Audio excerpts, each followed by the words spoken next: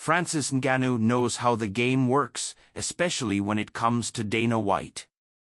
Now that he's preparing for his PFL debut, which comes more than a year after he passed on a lucrative offer to stay with the UFC and test free agency, the former heavyweight champion understands that his former boss can create whatever story he wants about avoiding a potential fight against Jon Jones.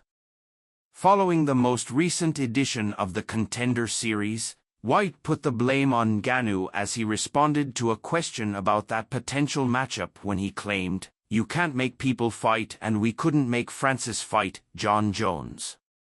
On Thursday during a pre-fight press conference to promote his fight against Renan Ferreira in October, Ngannou smiled when asked about White saying that he was the one who prevented a fight against Jones from happening.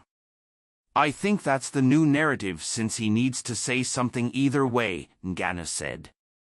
"As far as I'm concerned, it was Jon Jones that didn't want to fight me, according to them.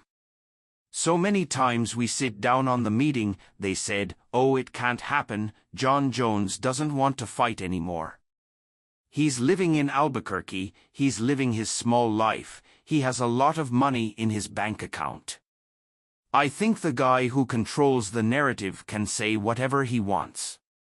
But that's just the narrative." While he openly pursued the fight against Jones going back several years, Ngannou admits that the only way he would have turned down that potential matchup was if that became a condition of his negotiations with the UFC.